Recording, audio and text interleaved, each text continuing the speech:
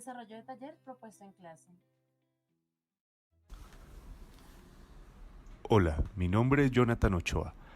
¿Qué se entiende por patrimonio común de la humanidad y de ejemplos? La expresión se refiere a los bienes, espacios o recursos comunes que no han sido objeto de apropiación por parte de un Estado, sobre los cuales se ejerce colectiva un control en aplicación de tratados y convenios internacionales. El concepto aparece a mediados del siglo XX en un contexto político internacional muy particular: descolonización, bipolarización del mundo, surgimiento de las relaciones norte-sur. Se basa en las ideas de equidad, de justicia, de búsqueda de igualdad entre los estados.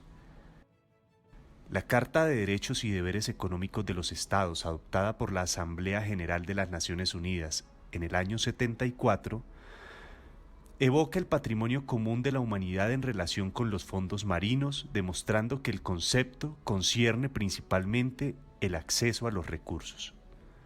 La aparición de concepto manifiesta en realidad la necesidad de cooperación internacional en el interés común de la humanidad. Cierta doctrina en derecho internacional se ha manifestado en la noción de patrimonio común de la humanidad en el ámbito de los bienes ambientales y de la gestión de los recursos naturales. La primera aplicación de noción del patrimonio común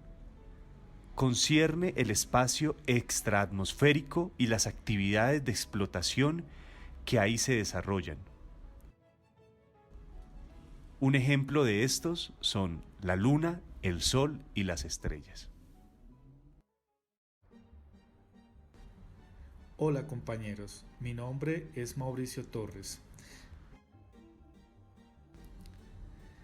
Frente a la pregunta ¿cómo se da el reconocimiento de los estados y qué se entiende por responsabilidad del Estado? En primera instancia hablaremos de que en el derecho internacional tiene establecido y que se necesitan tres elementos principales para dar nacimiento a un nuevo Estado. Esos tres elementos que se necesitan son la población, el territorio y el poder de gobierno. Sin embargo, es importante traer a colación que frente al reconocimiento del Estado existen dos teorías o dos posiciones doctrinales, en las cuales la primera, la teoría constitutiva, que sostiene que el reconocimiento es un requisito esencial para que el Estado pueda gozar plenamente de todos los atributos del Estado. Y otra de las opciones es la teoría declarativa, en la cual se afirma que el reconocimiento es simplemente la comprobación de un hecho y que el Estado puede ejercer los derechos inherentes a su propia existencia sin necesidad de que medie el reconocimiento. Frente a la pregunta de qué se entiende por responsabilidad del Estado, nos vamos o nos retomamos a la noción de la responsabilidad internacional del Estado, que tiene doble importancia, y esa doble importancia va enfocada en la jurídica y en la política. La jurídica porque esta noción encierra la parte vertebral del derecho internacional, y la política porque ella vino a reemplazar las vías de hecho a que acudían antiguamente los estados para hacer efectivas sus pretensiones. De esa forma, la responsabilidad internacional del Estado puede surgir solamente como consecuencia de la violación de esa relación jurídica.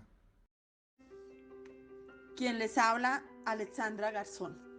Definición, bloque, constitucionalidad y control de convencionalidad. El bloque de constitucionalidad como instrumento de internacionalización del derecho constitucional. El bloque de constitucionalidad es usado como herramienta de inclusión de las normas y tratados internacionales en el ordenamiento jurídico interno, ejerciendo con ello un control de constitucionalidad. Conceptualmente, se entendería pues que nuestra constitución política no se acabaría con los 380 artículos que comprenden su texto, sino que comprende otros componentes de derecho internacional que en ese sentido contaría también con rango constitucional. De acuerdo con la sentencia de la Corte Constitucional C-200 de 2002, el magistrado ponente Álvaro Tafur Galvis expone la forma de operación del bloque de constitucionalidad, aduciendo que el control constitucional debe realizarse no solo frente al texto formal de la Carta, sino también frente a otras disposiciones a las que se atribuye jerarquía, bloque de constitucionalidad stricto sensu,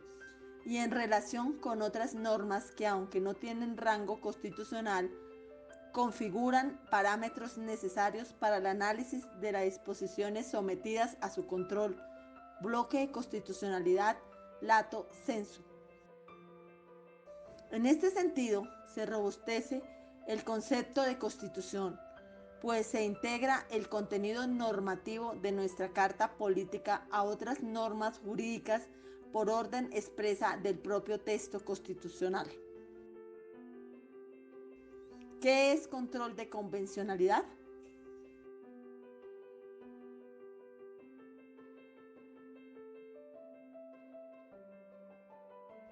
Esta herramienta jurídica tan importante puede definirse como una actividad judicial operativa respecto de los hechos y de las leyes que hace efecto el carácter normativo y legal de la Convención Americana de Derechos Humanos y de todos aquellos tratados que comprenden el sistema interamericano de defensa de estos derechos. El concepto de control de convencionalidad se encuentra ligado necesariamente a la forma de interpretación de la Convención, esto de forma similar a como en el derecho interno el control de constitucionalidad es inherente a la interpretación de la Carta Magna. Cordial saludo para todos, mi nombre es Adriana Ríos y a continuación les voy a hablar de qué es el principio de continuidad del Estado. En los conceptos de identidad y continuidad respecto al Estado, según Gassanchi, la noción de continuidad implica que un Estado permanece como sujeto de derecho internacional sin interrupción, mientras que la noción de identidad se refiere a la existencia de un nuevo Estado que mediante una misión jurídica es identificado con otro Estado ya desaparecido. Mare opina, sin embargo, que identidad y continuidad no son dos naciones intercambiables, y afirma que si un Estado se ha extinguido, no puede ser reconocido como resucitado. Sería siempre un Estado nuevo que no se identifica con el antiguo Estado desaparecido, de forma que en los supuestos en los que hace referencia a la identidad, se debe a que ha habido una real continuidad estatal y no solamente una ficción. Supone la transmisión de los derechos y obligaciones derivados de los tratados en vigor del Estado precedor al sucesor. Instrumentos internacionales en materia ambiental, presentado por María Angélica Castro. Son instrumentos voluntarios o obligatorios que se firman entre la mayoría de los países del mundo. Estos se desarrollan en asuntos ambientales tan diversos como el cambio climático, biodiversidad, ecosistemas, desarrollo sostenible, protección de los océanos, gestión de los residuos y sustancias químicas peligrosas. En este tipo de instrumentos se debe distinguir el proceso de firma y la ratificación, ya que éstas representan el grado de compromiso del país de acatar y cumplir las disposiciones del convenio o acuerdo ambiental. Entre otros convenios, tenemos la Convención de las Naciones Unidas para el Cambio Climático, el Protocolo de Kioto,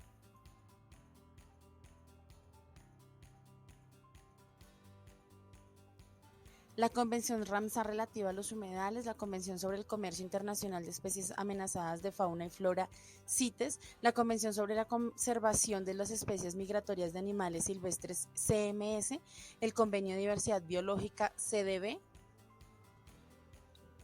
el Protocolo de Cartagena sobre la seguridad y la biotecnología, el Protocolo de Nagoya sobre el acceso a los recursos genéticos y la participación justa y equitativa en los beneficios que se derivan de su utilización, ABS, la Convención de las Naciones Unidas de Lucha contra la Desertificación y la Sequía, UNCCD, el Convenio de la Conservación y el Manejo de la Vicuña, la Convención Interamericana para la Protección y Conservación de las Tortugas Marinas, CIT, el Convenio de Basilea sobre movimientos transfronterizos de los desechos peligrosos, el Convenio de Estocolmo sobre contaminantes orgánicos persistentes, COPS, el Convenio de Róterdam sobre el procedimiento de consentimiento fundamentado previo sobre ciertos productos químicos peligrosos objeto del comercio internacional, la Convención de Minamata sobre mercurio, la Convención sobre Comercio Internacional de Maderas Tropicales ITTO-OIMT, Convención Ballenera Internacional CBI, el Foro de las Naciones Unidas sobre Bosques, el Convenio de Viena sobre Ozono, los Objetivos de Desarrollo Sostenibles, el Tratado de Cooperación Amazónica TCA y el Acuerdo de Escazú.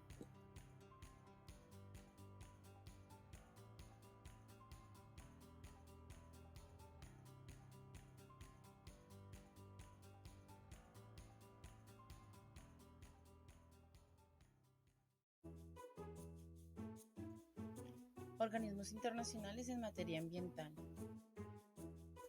Entre otros podemos mencionar el Banco Mundial (BM), el Banco Interamericano de Desarrollo (BID),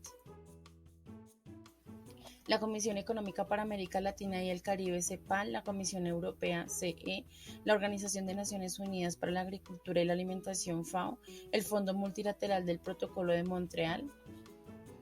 el Fondo para la Acción Ambiental y la Niñez, el Fondo para el Medio Ambiente Mundial FNAM, la Organización de los Estados Americanos OEA, la Organización de los Estados Iberoamericanos OEI,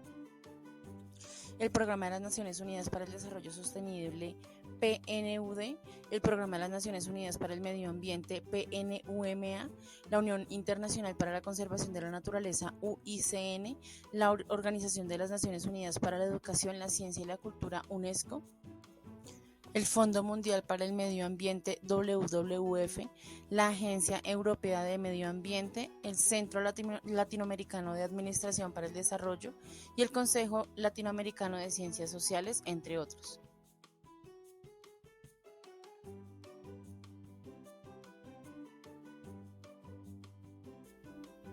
Por su atención, muchísimas gracias.